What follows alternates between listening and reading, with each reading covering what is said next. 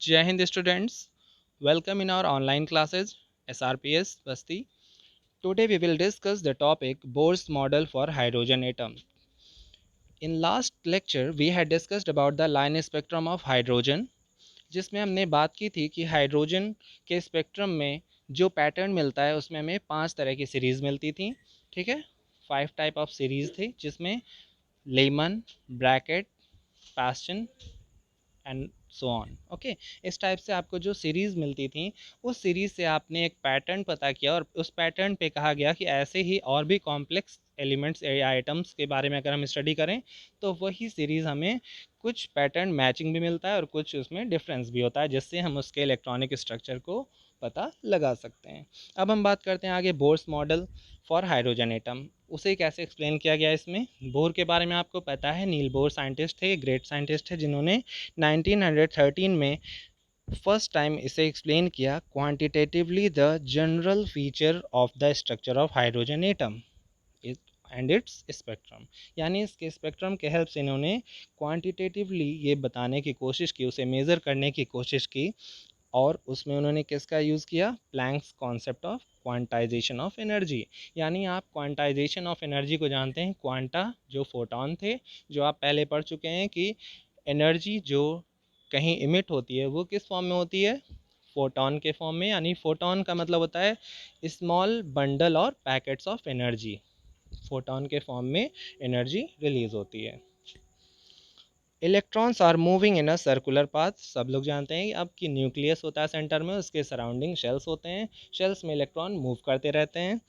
अब लिखा हुआ है electrons are moving in a circular path of fixed radius and energy. तो हम बात कर चुके हैं इस बारे में कि इलेक्ट्रॉन जब मूव करते हैं, चार्ज पार्टिकल मूव करता है तो उसकी एनर्जी कंटिन्यूसली मूव करने से क्या होना चाहिए, उसकी एनर्जी रेडिएट होनी चाहिए और लूज़ हो जानी चाहिए थी, और स्पाइरल पाथ में जाने के बाद इलेक्ट्रॉन न्यूक्लियस पे गिर जाना चाहिए था और एटम डिस्ट्रॉय हो जाना चाहिए था, लेकिन ऐसा नहीं होता है। इसे बताया गया कि वो एक सर्कुलर पाथ में अगर फिक्स्ड उसकी डिस्टेंस है और एनर्जी भी फिक्स्ड है तो वो एनर्जी रेडिएट नहीं करते। ओके, तो फिक्स्ड रेडिएशन एनर्जी यानी दोनों चीज़ क्या है, फिक्स है और वो रेडिएट होके डिक्रीज या इंक्रीज नहीं होती। These path are called orbits. तो इस कंफर्म डिस्टेंस पे यानी एक डेफिनेट डिस्टेंस पर जब इलेक्ट्रॉन मूव करता है न्यूक्लियस का सराउंडिंग में, उस सर्कुलर पाथ को हम क्या कहते हैं, ऑर्बिट्स। स्टेशनरी स्टेट्स और अलाउड एनर्जी स्टेट्स, देखिए 3 नाम दिया हुआ है यहाँ पर। उसे ऑर्बिट भी कहते हैं, स्टेशनरी स्टेट भी कहते हैं, यानी एक फिक्स पोजीशन है उसकी। स्टेशनरी मतलब वो मूव नहीं करता, वो हटता नहीं अपनी जगह से। और अलाउड एनर्जी स्टेट यानी जिसमें वो आसानी से मूव कर सकते हैं और उनकी एनर्जी फिक्स होनी चाहिए, उसे अलाउड एनर्जी स्टेट्स बोल रहे हैं।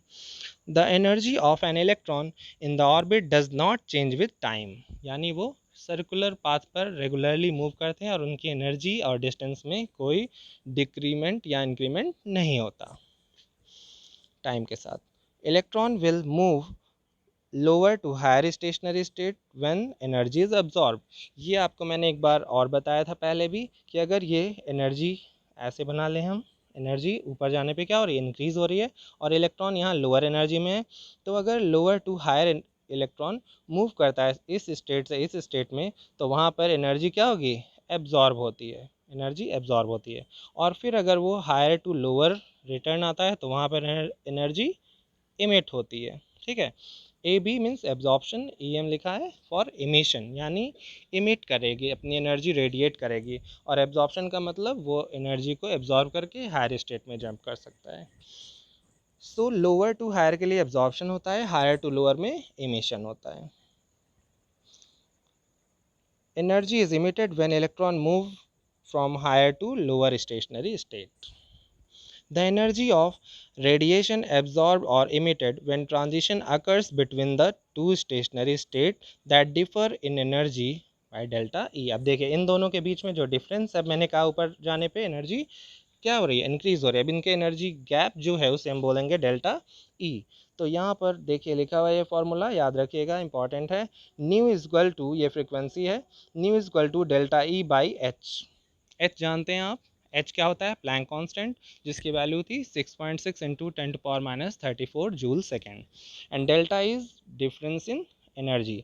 तो E2 माइनस E1 यानी हायर से लोअर स्टेट में दिखाएंगे। ये अगर E1 है ऊपर वाला, E2 है, तो यहाँ पर डेल्टा E की value E2 minus E1 by H होगा। Okay, the angular momentum of an electron is quantized, यानी इसमें जो एंगुलर मोमेंटम होगा उसके भी क्वांटाइजेशन होगी, उसकी एनर्जी एक फिक्स एनर्जी होगी जितने में वो मूव कर सकता है।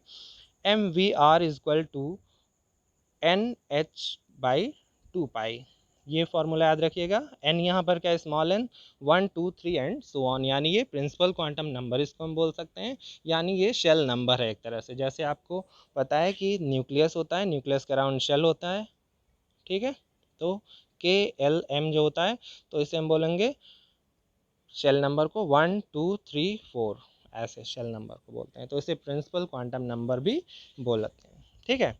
Small N is equal to 1 2 3 and so on. अब एम ई क्या है, स्मॉल ई लिखा, देखिए बहुत छोटा सा ई लिखा है सब्सक्रिप्ट में, इसका मतलब mass of electron, V is velocity of electron and R is radius of orbit. Okay, ये सब आप कॉपी में लिखेंगे। M E is mass of electron, V is velocity of electron, R is radius of orbit, small n is principal quantum number that can be 1 2 3 and so on, h is Planck constant and 2 pi। Okay, ये formula है, इससे आप calculate कर सकते हैं, angular momentum के लिए है ये। Okay, according to Bohr's theory, अब देखिए इन सब को कंक्लूजन निकालने के बाद इन्होंने क्या बताया।